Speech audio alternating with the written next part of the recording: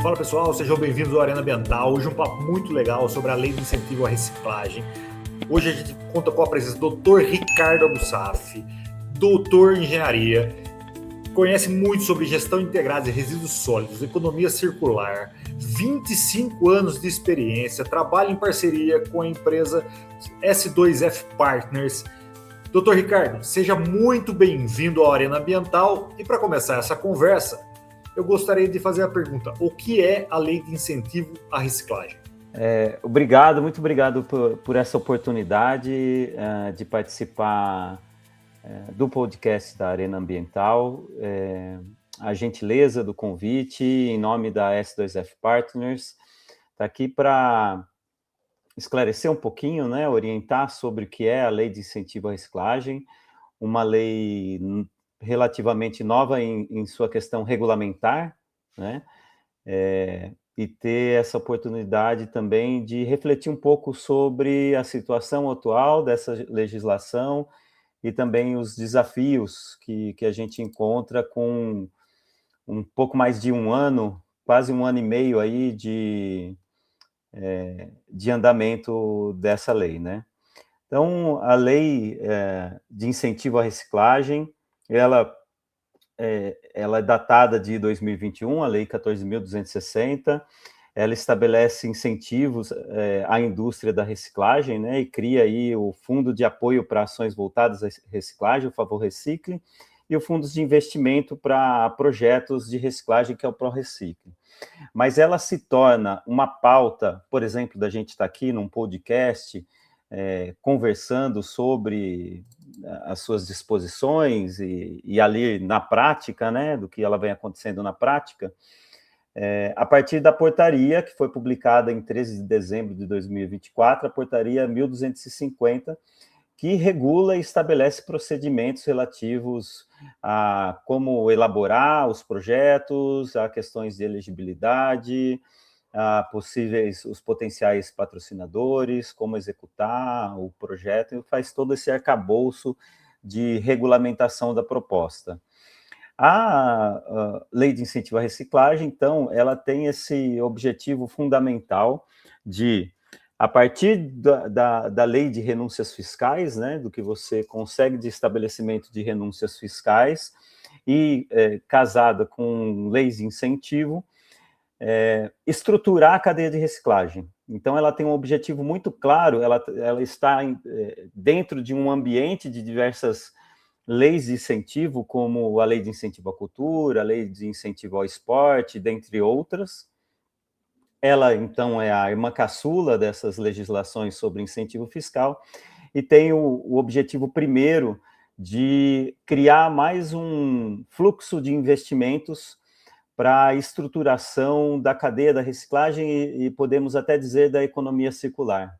Dr. Ricardo, muito obrigado pela explicação inicial, né? E pensando aqui na sua explicação, quem são os atores, né, da sociedade que podem se beneficiar, né? São as empresas, são as empresas que fazem o incentivo, são as empresas que recebem esse incentivo, e como ocorre isso na prática, né? Como que uma empresa consegue fazer o incentivo para a reciclagem? Muito importante essa pergunta para a gente entender de início, primeiro, quem pode propor projetos, né? Então, os atores que estão dentro desse ambiente são os proponentes, né? Aqueles que elaboram a proposta, que vão escrever uma proposta, né? Submeter essa proposta à plataforma do TransfereGov, a plataforma que demonstra toda essa movimentação dentro do SINI, do Sistema Nacional de Informações sobre Resíduos. O MMA, o Ministério do Meio Ambiente, do Governo Nacional, do Governo Brasileiro, faz a análise da proposta, aprova conforme critérios que depois a gente pode aprofundar aqui, né? E aí habilita essa proposta, aprova essa proposta para ela estar apta para captação de recursos, onde aí entra esse outro ator, que são os potenciais patrocinadores, podendo ser pessoa física ou pessoa jurídica, a gente também pode entrar nesse detalhamento, né? Depois desse panorama geral. Então, aqui eu estou falando de três grupos de atores principais, eu posso dizer, sendo os proponentes, o próprio governo federal, que analisa as propostas, habilita essas propostas, e esses potenciais patrocinadores, que podem ser pessoa jurídica e pessoa física. Dentro dos proponentes, quem nós temos aí elegíveis para poder enviar propostas? Empreendimentos de catadores de materiais recicláveis, eu já começo por eles, sendo cooperativas, associações de catadores, organizações representativas de catadores, né? E aí a gente, no Brasil, a gente tem a Agência Nacional de Catadores, a ANCAT, o movimento Eu Sou o Catador, o MESC, a CONATREC, que é uma confederação nacional de cooperativas e associações de catadores, que também podem enviar propostas. Essa portaria de regulamentação sobre a LIR, a Lei de Incentivo à Reciclagem, ela tem esta alma inclusiva, eu posso dizer, né? Que dá uma prioridade a esses empreendimentos de catadores de materiais recicláveis, e ao longo aqui da nossa conversa a gente vai poder perceber como a submissão de propostas ela foi desenhada para que ela se torne acessível, já que nós estamos falando de empreendimentos que, na média, né, desses empreendimentos, os gestores de cooperativas e associações de catadores, os próprios cooperados e associados, né, vêm de uma camada de trabalhadores de base, portanto, muitas vezes em situações de vulnerabilidade, principalmente com níveis de escolaridades mais baixos, que precisam de suporte técnico para fazer uma série de submissões de projetos, que já têm uma experiência de submissões de projetos de outros editais que já saíram, né, para apoiar cooperativas de catadores, mas diferente de outras legislações de incentivo, ele vem com certas formatações que traz acessibilidade para essa classe de trabalhadores, né? Além dos empreendimentos de catadores, nós temos as instituições de ensino e pesquisa e de ciência e tecnologia, que é possível elaborar e encaminhar propostas, condomínios edilícios. Então, por exemplo, condomínios residenciais, eles podem elaborar propostas, por exemplo, sobre gestão de resíduos do condomínio, né?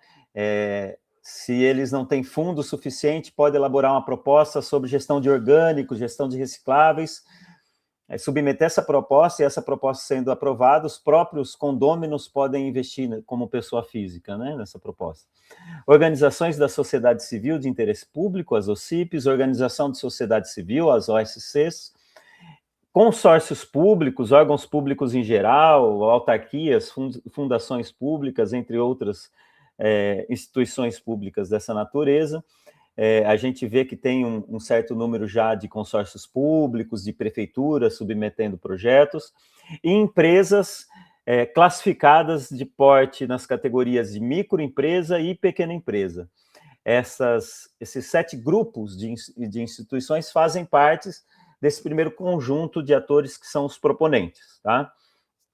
Como eu disse, o Ministério do Meio Ambiente é este ente regulador, que, além de colocar as regulamentações, analisa as propostas, classifica, aprova, monitora toda a execução, e de outra parte nós temos aí os patrocinadores. Quem são esses patrocinadores? Quem pode patrocinar, né? Principalmente em pessoas jurídicas, são as empresas que fazem o reporte de imposto de renda, o reporte fiscal em lucro real, né? Então, apenas as empresas em lucro real, e elas têm aí 1% do seu imposto de renda devido, estimado, né? 1% do seu imposto de renda para aplicar como patrocínio dentro da Lei de Incentivo à Reciclagem. Importante dizer também que dentro dessa regra de incentivo fiscal, o patrocinador pessoa jurídica, né? Então, empresas em lucro real, elas têm esse teto de 1%, mas esse 1% de imposto de renda devido, ele coabita com a Lei de Incentivo ao Esporte, que tem um teto de 2% de imposto de renda devido.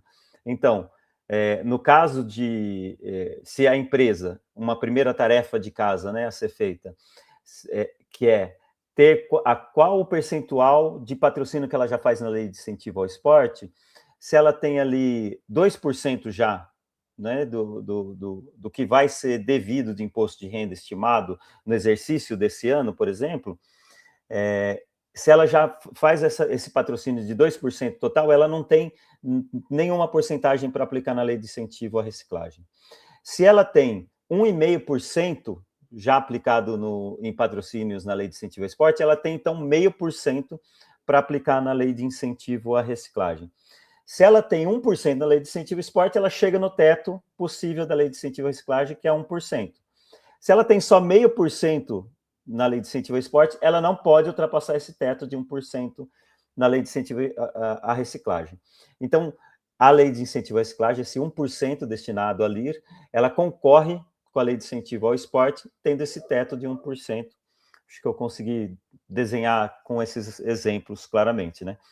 Então, esses são os principais atores, e depois a gente pode ir entrando aí nos pormenores das condições tanto do papel dos proponentes, né, o que eles têm que fazer, as etapas que eles têm que passar para a aplicação das propostas, e também aí os patrocinadores, as etapas que eles têm que passar para fazer esse patrocínio.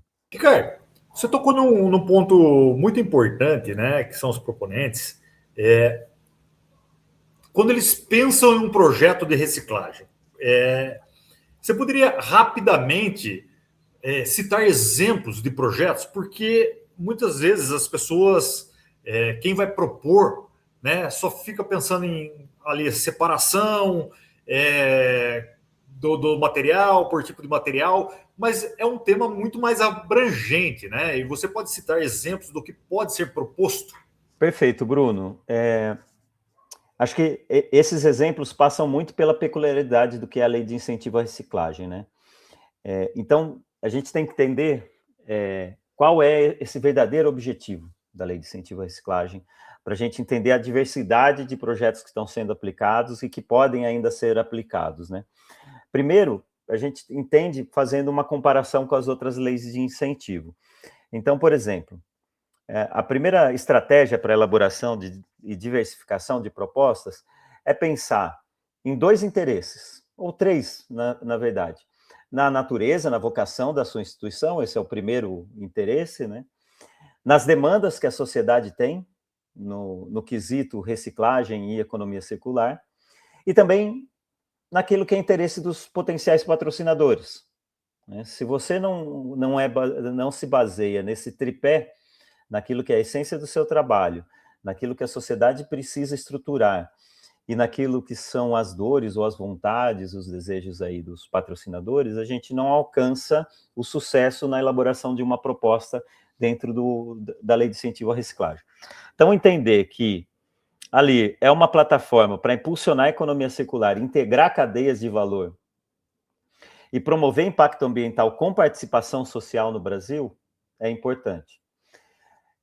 Diferente de outras leis de incentivo, por exemplo, a lei de incentivo à cultura e do esporte, os patrocinadores não obrigatoriamente, ou nem comumente, eles participam da mesma cadeia de valor. Então, por exemplo, uma marca de automobilística, ela pode patrocinar um show, ou um show musical, ou dentro da lei de incentivo à cultura, a lei Rouanet, ou ela pode patrocinar uma atividade esportiva. São atividades que podem trazer exposição da marca, mas não são atividades que fazem parte da sua cadeia de valor, a cadeia de valor ligada à cadeia automobilística. Já na lei de incentivo à reciclagem, essa mesma empresa ela pode incentivar propostas que têm a ver com a linha de reciclagem dos componentes automobilísticos, desde pneu, motores, carcaça dos veículos e outros resíduos que essa empresa automobilística pode identificar como necessárias para serem estruturadas. Então, aqui a gente já está falando de uma primeira fortaleza, né, da lei de incentivo à reciclagem, que é propor soluções, uma diversidade de soluções que estruture a cadeia de reciclagem e nas quais essas empresas patrocinadoras estão envolvidas. né? Ou até o exemplo que eu dei no âmbito de pessoa física, né? De condomínios edilícios, condomínios residenciais, que podem criar uma solução para si mesmo ali, de gestão de resíduos, e os próprios condôminos podem investir nessa solução a partir de investimento de pessoa física, que inclusive não falei dessa cota de investimento como doação, que é de 6% por pessoa física. Apenas aquelas que fazem reporte a declaração de imposto de renda completas, né? A declaração completa de imposto de renda. Então, uma fortaleza, se pensar, é conectar proponente aos incentivadores que têm um propósito em comum, que é estruturar a cadeia de reciclagem, estruturar uma cadeia, um ambiente de gestão de resíduos e tudo mais. Agora, dentro disso cabe um universo, né? Para quem está na gestão de resíduos, eu estou aí há 25 anos nessa área, né? Existem possibilidades infinitas. Então, o que a gente observa de soluções sendo apresentadas dentro de propostas já aprovadas, vai desde soluções dos empreendimentos de catadores, que, em sua maioria, apresentam propostas de estruturação de seus negócios, então, equipamentos de uma central de triagem, de prensa, esteira, veículos de coleta, veículos de logística interna de produção, como empilhadeiras, paleteiras, reformas do galpão, né? Então, adequação de infraestrutura, capacitação, treinamentos, divulgação de coleta seletiva, porque às vezes a cooperativa realiza a coleta seletiva do município. Esses são os mais comuns dentro de empreendimentos de cooperativas, até a execução de grandes eventos, como é a Expo Catadores, e que teve participação dali. A gente tem também startups escrevendo bastante propostas, e aí é uma diversidade gigantesca, desde resíduos que são abordados, né? Então a gente, pela S2F Partners, já fez ali aproximadamente 3 dezenas de propostas desde o ano passado, né? A gente faz esse serviço de elaboração de propostas, desde captação de óleo, estratégias de captação, de coleta de óleos vegetais e gorduras residuais, né, OGR, óleos e gorduras residuais, e destinação correta, até propostas de reciclagem de eletroeletrônicos, né?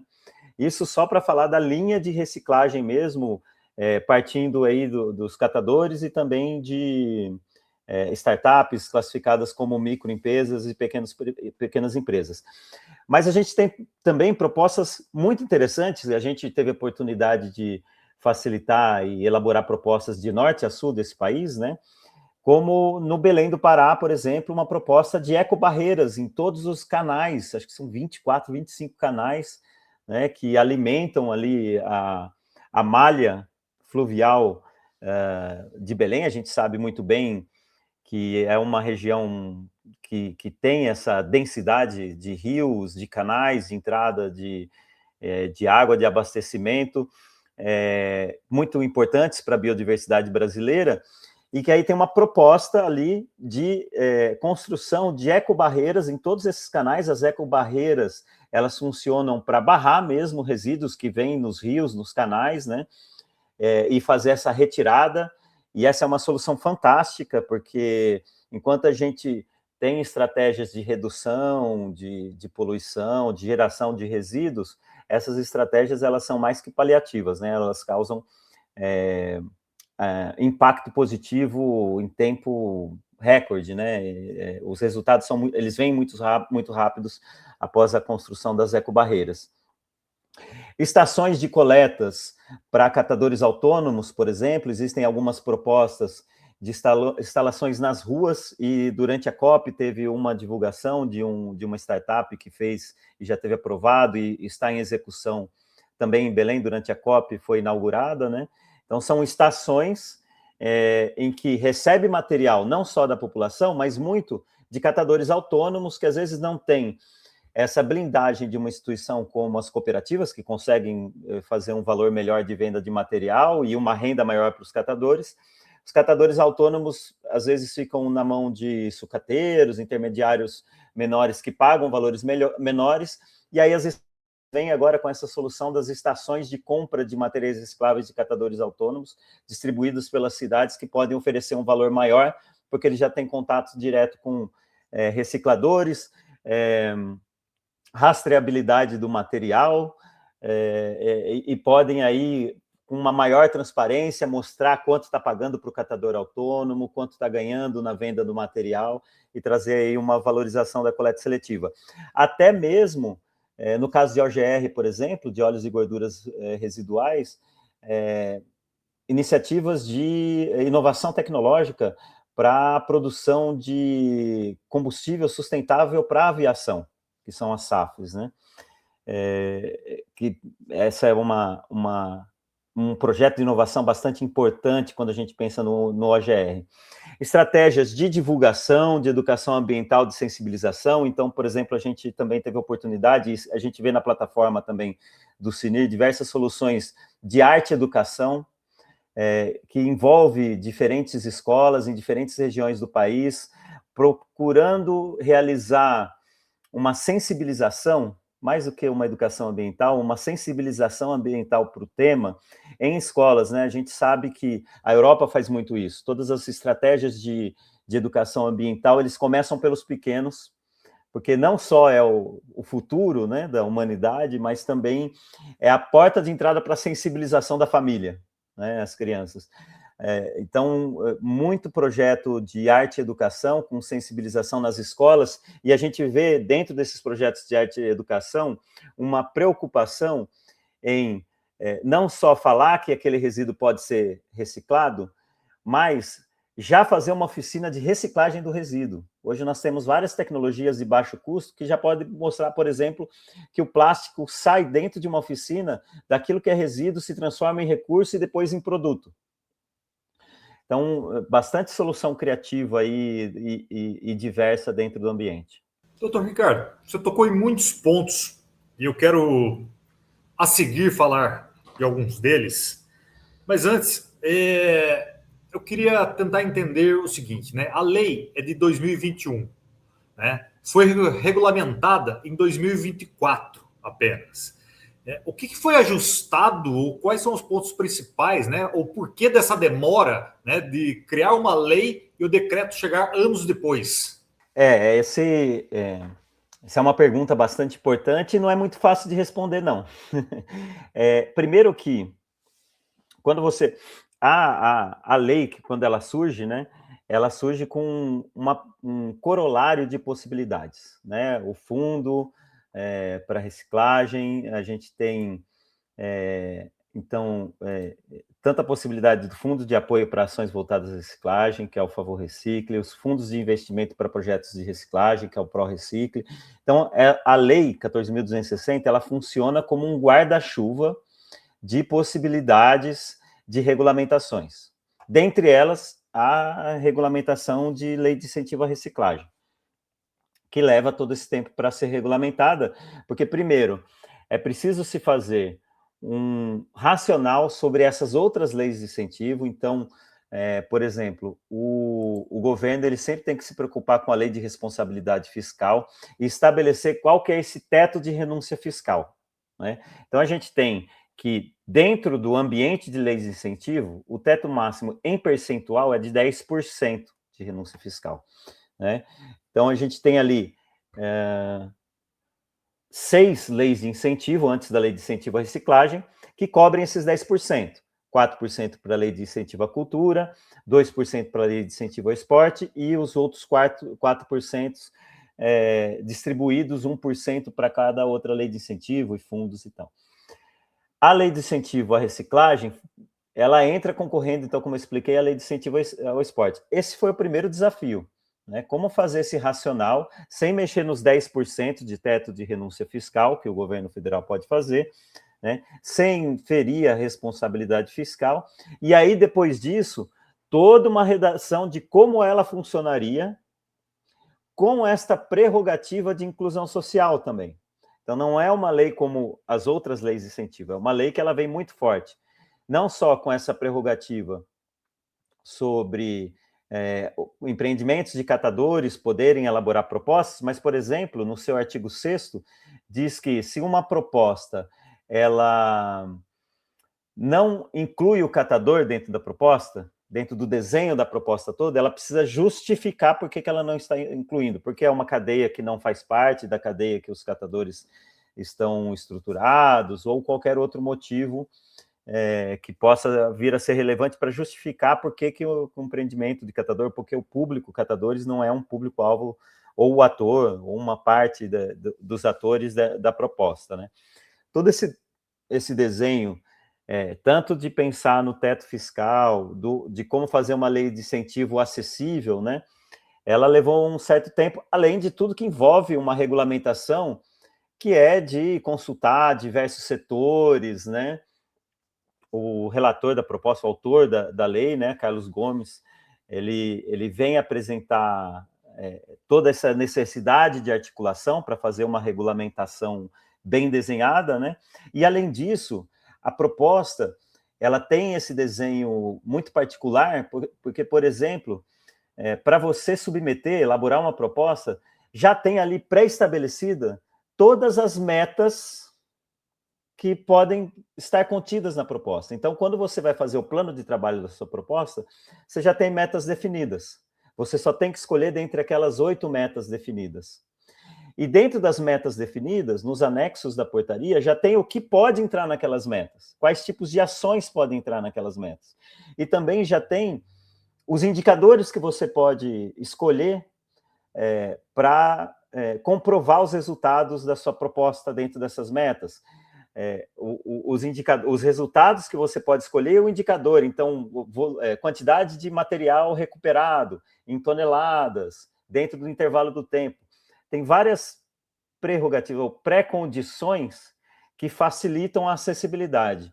Imagino eu, porque não estava na elaboração da proposta, embora nós tenhamos dado um certo suporte aí para revisão de guias técnicos e comunicação junto ao MMA, né, depois da regulamentação da proposta, é um tipo de desenho que não era só pegar a estrutura das outras leis de incentivo e customizar para a lei de incentivo à reciclagem. É uma nova forma de fazer lei de incentivo, uma lei de incentivo que tenha impacto social, impacto ambiental e que tenha esta motivação de chamar patrocinadores, o que é um desafio, e a gente depois pode entrar nesse tema, né? O desafio de fomentar que os patrocinadores executem esses patrocínios, né? Mas de atrair os patrocinadores para algo que seja interessante. Então, impacto social, ambiental e econômico. Até desenhar algo que não é igual às outras leis de incentivo, eu creio que, e articular todos os interesses, acredito que essa seja uma boa justificativa para esse tempo, e é uma lei que, uma regulamentação que valeu a pena esperar, porque ela está muito bem estruturada. Doutor Ricardo, eu vou entrar num ponto sensível aqui, porque vamos pensar, né, numa operação, né, ou uma proposta de um projeto, né? Como que um catador, né? Você disse, as suas palavras foram que eles precisam estar inseridos dentro do projeto ou tem que ser justificado. Mas não é o ponto mais frágil, né, desse projeto, porque dos projetos em si, às vezes os catadores vão ficar desamparados ou não, porque imagino que seja difícil, né, os catadores pensar num projeto, submeter um projeto, como que, para além, né, do mecanismo que existe dentro da lei, que precisa incluir os catadores, como que a gente salvaguarda que as condições dos catadores vai melhorar, né, dentro de um projeto? Bruno, essa pergunta é super relevante, né, para a gente entender, e principalmente para quem não é deste contexto, né, de trabalhar com gestão de resíduos e inclusão de catadores, entender em que nível nós estamos de organização de catadores, né? Primeiro, o modelo de organização de catadores de materiais recicláveis no Brasil é um modelo que é um modelo de exportação, né, para diversos países do eixo sul global. Aí, né? Nós temos aí cooperativas que já datam de 30 anos, né, de existência. E nessa trajetória, houve várias formas delas se desenvolverem. Né? A gente tem um contexto de aproximadamente 3.000 cooperativas e associações de catadores, empreendimentos produtivos, né? E, obviamente, eu diria que 1/4 dessas cooperativas e associações estão bem estruturadas hoje, né? Com uma gestão responsável. Se a gente tem na logística reversa no país mais ou menos 1.000 cooperativas inseridas, significam que 1.000 cooperativas emitem notas fiscais, né? 1/3 dessas cooperativas já totalmente formalizadas.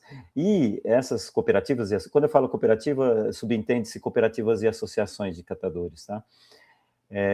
Esses empreendimentos, eles já passaram por vários editais. Existe uma trajetória no Brasil de publicação de editais de chamamento, muitos deles públicos, mas muitos editais de organizações de fundos de investimento internacionais e nacionais, em que esses empreendimentos, se não os gestores, mas também os gestores, corpo técnico que já tem experiência em elaboração de propostas para editais e execução de projetos com prestação de contas, né, conforme a exigibilidade de diferentes editais.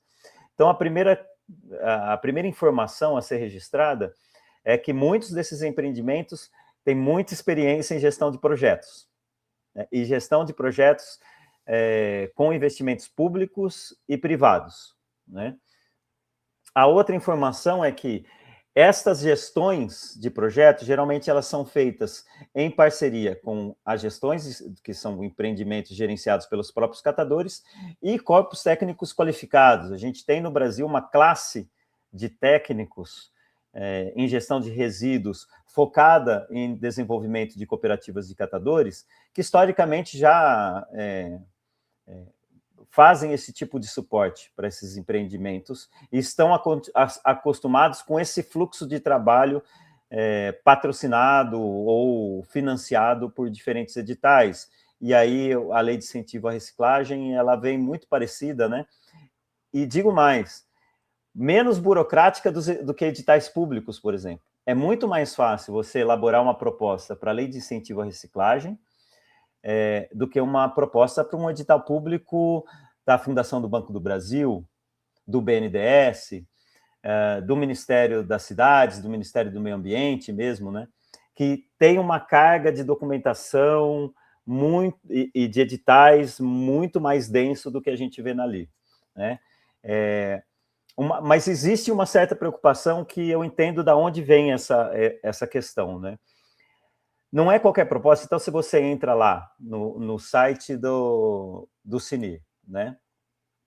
Do Sistema Nacional de Informações sobre Gestão de Resíduos Sólidos, o CINIR. Se você entra naquele ambiente e vai na página da Lei de Incentivo à Reciclagem e entra na aba de propostas em captação, vamos supor que você é um patrocinador, e vai ali escolher qual tipo de projeto faz mais sentido para a sua empresa, que você quer patrocinar, que está de acordo com os valores, você vai ter N propostas de cooperativas e até de empresas, né, que no papel faz todo sentido ser patrocinado. Agora, com certeza, o gestor de uma empresa vai perguntar qual é a capacidade de gerenciamento do projeto desse empreendimento, né? E aí a gente já tem algumas barreiras, né? Porque historicamente, obviamente, né? Se esse empresário que não é do meio vê uma cooperativa propondo de catadores e vê uma startup do outro lado, pode ser que ele prefira a startup, crente que essa startup vai ter uma gestão melhor de projetos. Isso pode não acontecer. Você pode ter cooperativas que você vai ter um resultado de gestão de projeto e de impactos muito maior, né? E vice-versa, que é o pensamento mais comum, do senso comum que pode acontecer.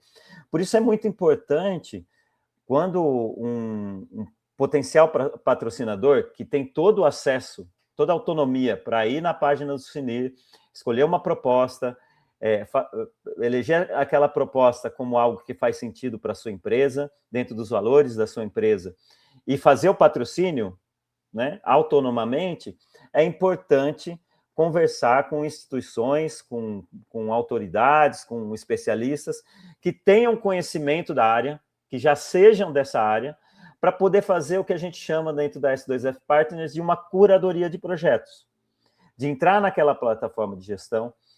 Para você, nesses 25 anos de experiência que eu tenho, eu conheço mais de 300 cooperativas no Brasil, provavelmente quase todas as startups que operam no Brasil.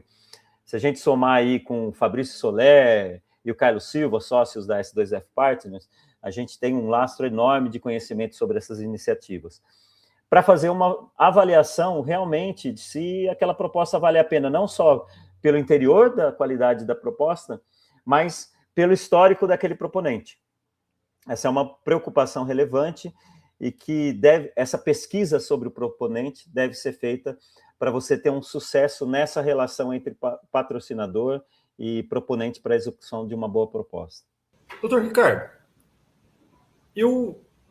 diante da sua fala, eu acabei começando a me recordar aqui, né, da Política Nacional de Resíduos Sólidos, né, dos acordos setoriais e como que a lei, né, de incentivo à reciclagem correlaciona com a Política Nacional de Resíduos Sólidos e com os acordos setoriais. Vamos lá, Bruno. Então, com a Política Nacional de Resíduos Sólidos, é mais uma regulamentação que só vem fortalecer que a Política Nacional de Resíduos Sólidos, a Lei 12.235 de 2010, ela é uma lei que saiu do papel, que vem para ficar e que tem vários dispositivos hoje. Um desses dispositivos agora é a Lei do Incentivo à Reciclagem, né? Com esse intuito de destravar um novo fluxo de investimentos para a cadeia da reciclagem em geral. Um outro instrumento da Política Nacional de Resíduos Sólidos é a logística reversa, que surge a logística reversa justamente como uma primeira iniciativa prática do acordo setorial, a coalizão de embalagens, né, de fabricantes e usuários de embalagens. Ela vem para fazer o primeiro guarda-chuva de projetos ali, que hoje já extrapolou o acordo setorial. Hoje a gente tem diferentes entidades gestoras, algumas dentro da coalizão, que é a coalizão, essa entidade que se desdobra do acordo setorial, autora do acordo setorial, né? E a gente tem um número grande de outras entidades que vem fazendo diferentes soluções em logística reversa. Então, quando a gente está falando de acordo setorial, a gente está falando, na verdade, de logística reversa, e aí sim, qual é essa relação entre logística reversa, que é um dos instrumentos da Política Nacional de Resíduos Sólidos, e a Lei de Incentivo à Reciclagem, que é um outro instrumento. Ambos são instrumentos que destravam recursos para estruturar a cadeia da reciclagem e da economia circular. Num deles, o setor, pelo conceito de responsabilidade compartilhada, você tem diversos atores envolvidos, as prefeituras municipais, fabricantes de embalagens, usuários de embalagens, que são as marcas, né, os brand owners, comércio varejista, importadores, produtores, cidadãos, né, que são os consumidores aí, que tem a obrigatoriedade de separar o material, a prefeitura, como titular da gestão de resíduos, fazer a coleta, as indústrias, principalmente as marcas, né, que são usuários de embalagem, de patrocinar ou de incentivar esse retorno de material a partir das cooperativas de catadores, não só, mas dando prioridade às cooperativas de catadores. Então, todo um fluxo que funciona por si só. A Lei de Incentivo à Reciclagem menciona a logística reversa. Ela menciona a logística reversa quando ela diz que uma proposta de lei de incentivo à reciclagem não pode ter em seu objeto contabilizar créditos de logística reversa, porque esse é um outro ambiente. Então, quando uma marca ela resolve investir na logística reversa, é uma obrigatoriedade legal. Ela tem que ter esse investimento. Ela tem que ter uma dotação orçamentária exclusiva para esse tipo de investimento. Agora, ela não pode, então ela tem que ter, ela é obrigada a ter esse investimento. Se ela usar ali que vai fazer uma renúncia fiscal, ou seja, o dinheiro, o recurso financeiro que ia para declaração do imposto de renda, que é para imposto, ela faz um deslocamento para ir para incentivo fiscal, ou seja, ela vai financiar um projeto. Se for um projeto que contabiliza créditos, resultados de logística reversa, ela não está tendo esse investimento mais de logística reversa. Então, esse investimento de logística reversa do setor privado para interesse público, ele tem que ser preservado, e a lei de incentivo à reciclagem, então, ela cita que qualquer proposta não pode ter em seu objeto contabilizar os créditos de reciclagem, né? Mas ela pode estruturar a cadeia para que tenha melhor qualidade de materiais, para que tenha melhores taxas de recuperação de material e, por consequência, indiretamente, você vai ter melhores resultados de logística reversa. Dou um exemplo para facilitar essa visualização.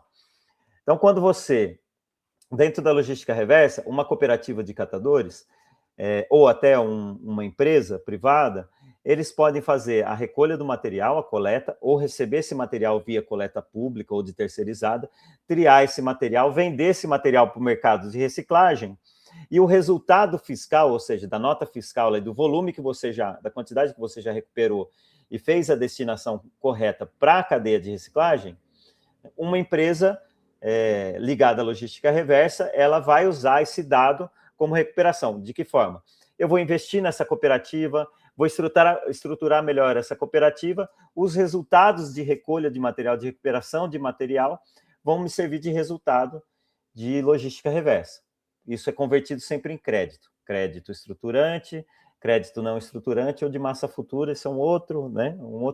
Eu sei que você teve recentemente um podcast sobre esse tema, né? E deixo aqui até a sugestão para quem estiver interessado em se aprofundar mais sobre logística reversa, assistir esse podcast, porque foi com a professora Guarnieri, que é uma das autoridades no tema, né? Dentro da lei de incentivo à reciclagem, você não vai poder contabilizar, mas para as empresas, para as indústrias aí, para as corporações que fabricam embalagens, para as empresas que são usuárias de embalagem, que são as marcas, então empresas de alimento, de cosméticos, de produtos de limpeza, para elas interessa ter um material de melhor qualidade.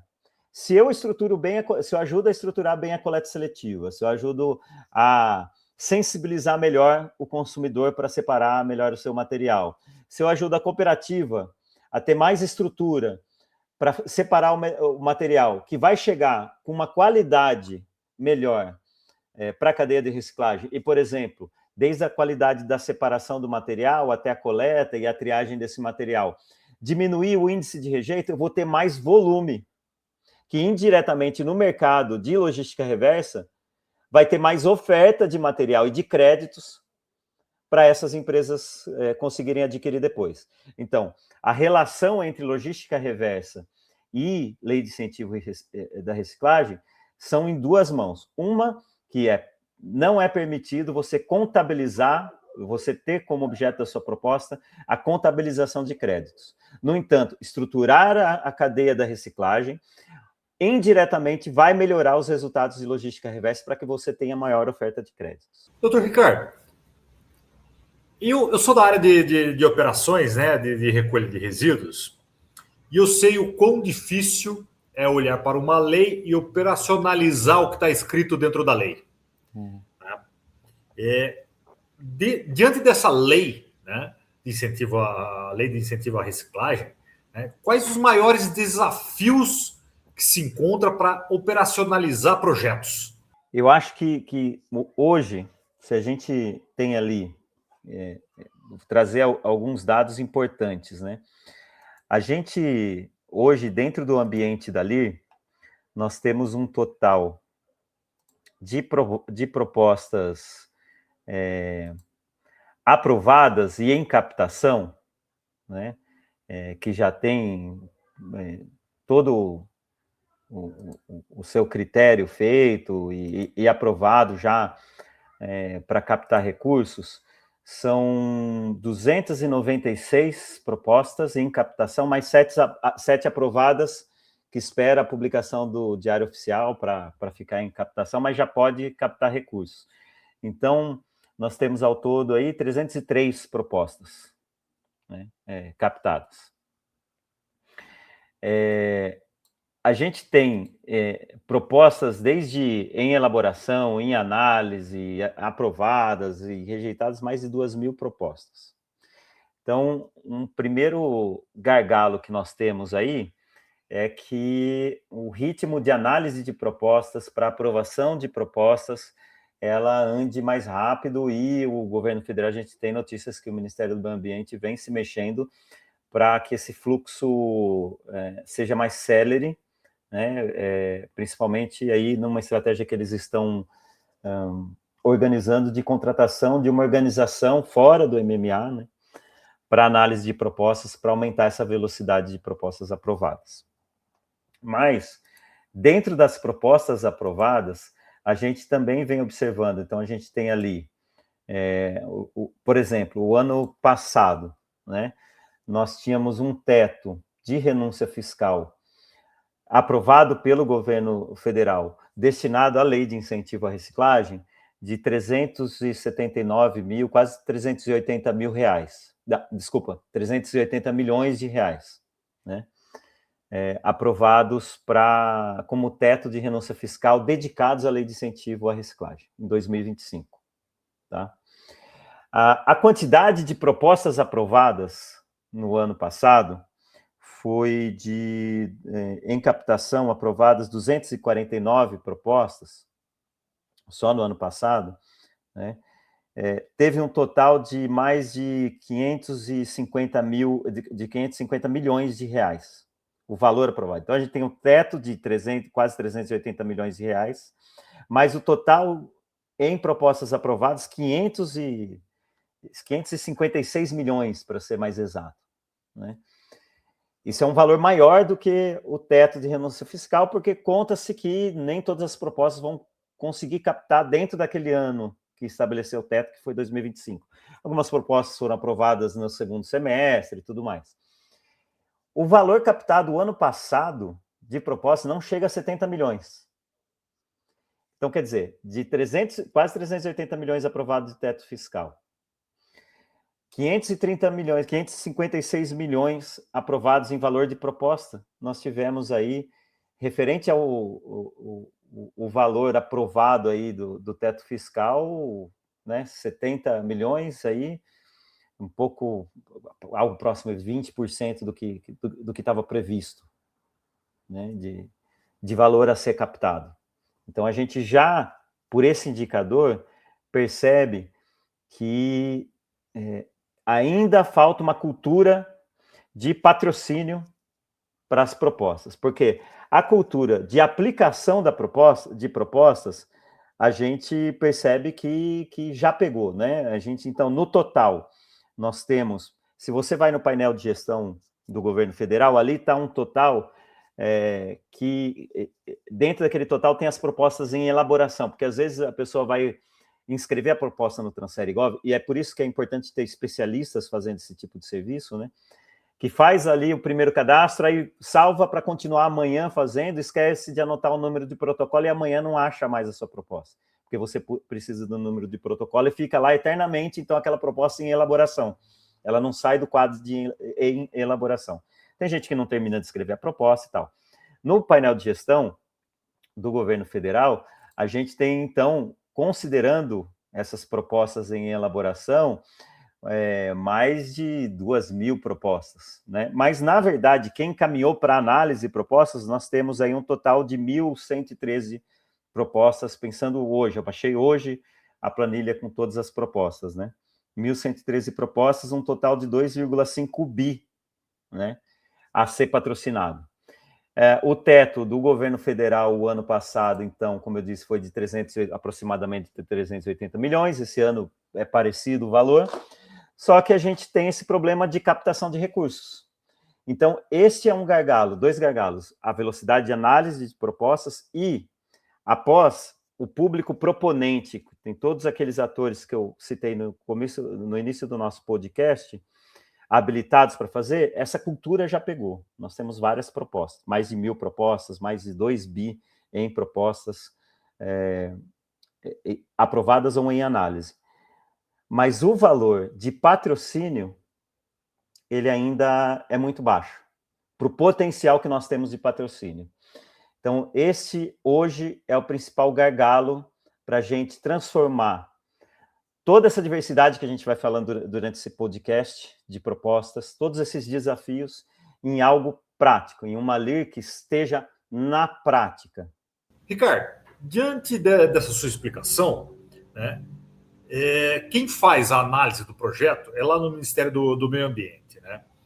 E eu comentei que entre ter a lei e operacionalizar, há uma distância muito grande. Os profissionais que fazem a análise hoje dos projetos, eles têm o conhecimento de campo, né? Eles sabem o que é a operação real no campo? Bruno, boa pergunta. Eu diria que sim. O Ministério do Meio Ambiente, o conjunto de técnicos que estão lá, você tem técnicos que vêm de outras leis de incentivo e conhecem mais essa lei de incentivo, e técnicos que já operam nesse campo de gestão de resíduos. A gente tem uma secretaria nacional dedicada, um diretor, que é Eduardo Rocha, dedicado à questão de resíduos e que coordena todo esse processo junto com a Liege Castellani, que é a coordenadora, né, da LIR. Eles têm essa experiência de campo, mas mais importante do que isso, agora quando eles, nessa estratégia de contratar uma organização que tem uma rede de analistas, também se preocupar com esse conhecimento de campo é importante, é isso que a gente vai ver quando eles publicarem essa chamada. Ricardo, agora pensando do lado de quem é o patrocinador, né? Você falou num painel de gestão, pensando em transparência, né, do patrocinador saber para onde que o dinheiro está indo. Esse patrocinador, ele consegue ter essa visão de forma clara? Ele consegue ter essa visão, toda a forma de patrocínio dentro da LIR e de prestação de contas, de resultados, de etapas realizadas, ele é todo feito dentro de um ambiente que é o Transfere.gov, é um portal de gestão de programas, em geral, do governo federal.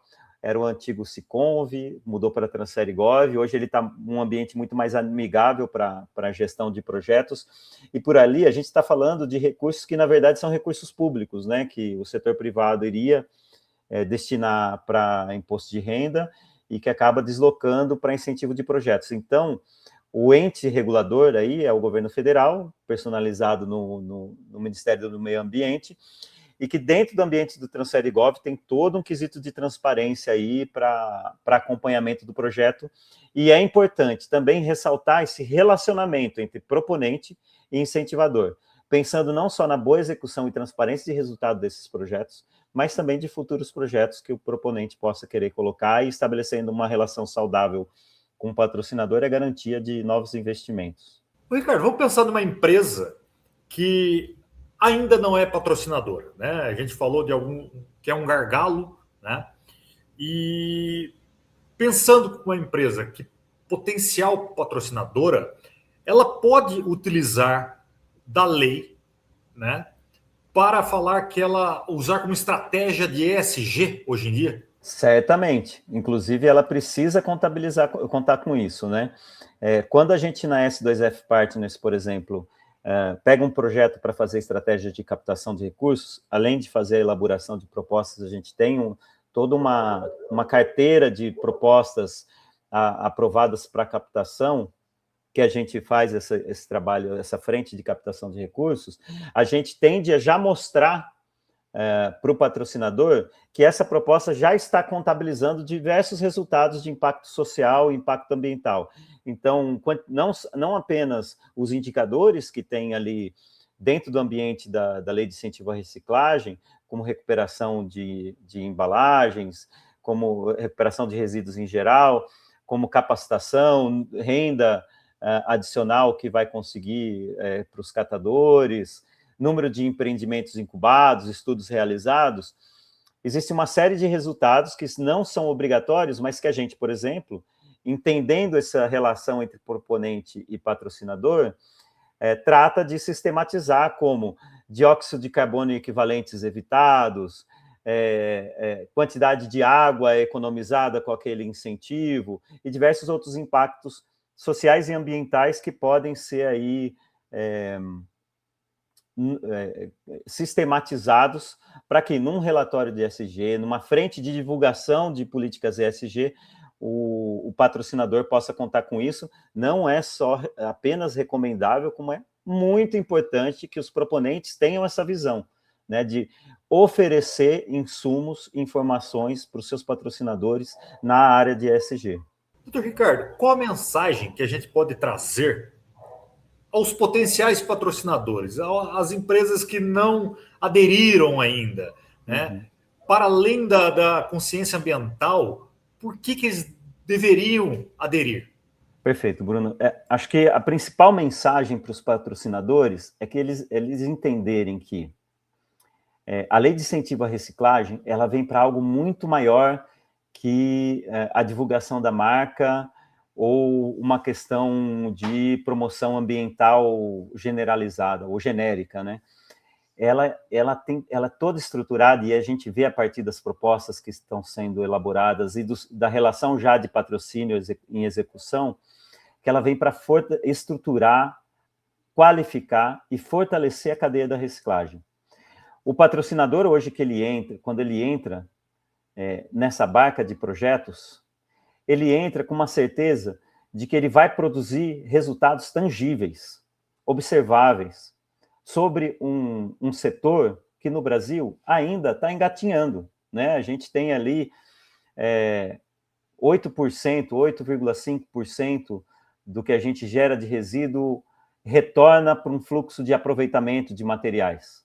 Apenas 8,5%. Então, a gente está falando de todo um universo de estruturação que cada patrocinador, ao participar deste ambiente de projetos, ele vai estar ajudando a fortalecer um cenário que é crucial para o futuro, né, da humanidade, né, não é nem do planeta, mas da humanidade, né, para algo que é um gargalo no país e que ele vai entrar como um ator-chave para destravar algo que já vem historicamente de algo que a gente não consegue dar aquele próximo pulo de resultados, de indicadores. O patrocinador que entrar nesse movimento, ele pode ter certeza que ele vai estar fazendo a diferença.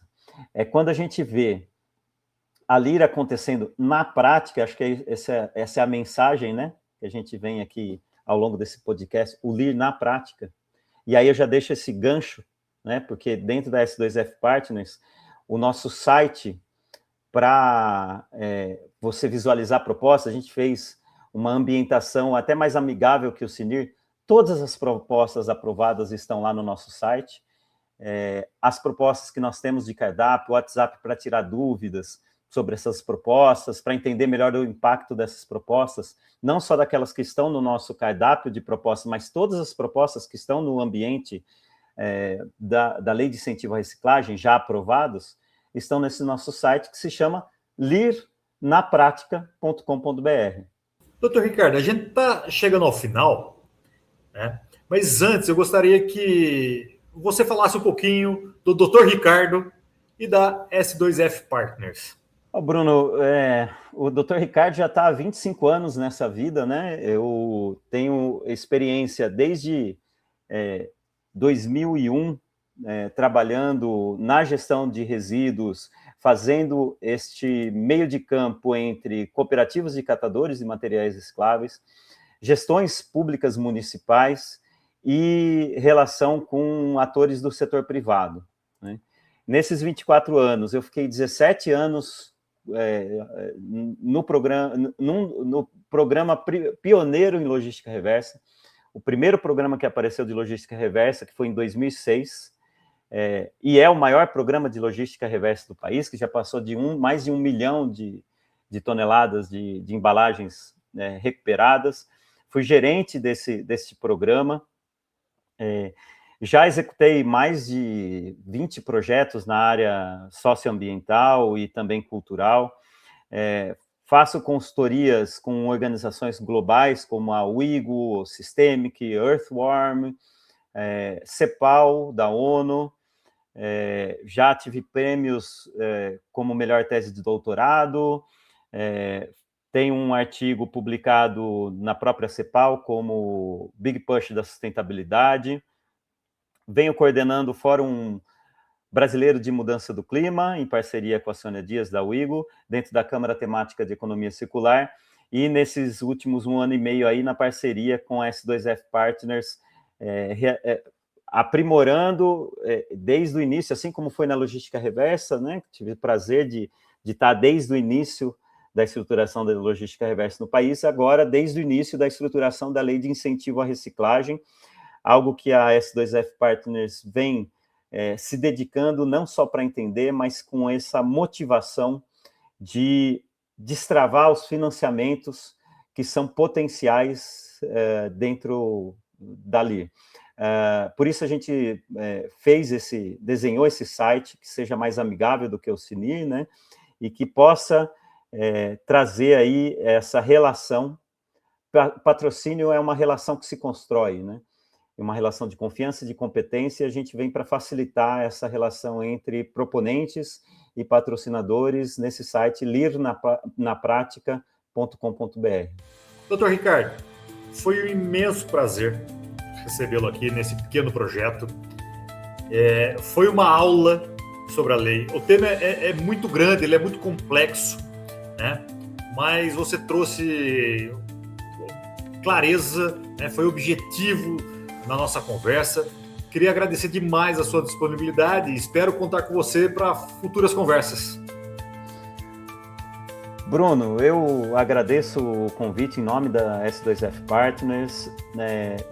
O espaço desse podcast é de extrema importância. Os conteúdos que vocês produzem são conteúdos de qualidade. A gente fica honrado de ser mais um dentro desses conteúdos e poder dar a condição de falar sobre um tema que é um tema novo, é um tema crescente, né? Só cresce no país, de alta relevância para uma estruturação da cadeia de reciclagem com impacto socioambiental, e que vocês, dentro do podcast da Arena Ambiental, possibilitam mais um canal de formação, de informação sobre a lei. Muito obrigado pelo convite e conte conosco para qualquer outra oportunidade. Obrigado e até mais. Até, pessoal.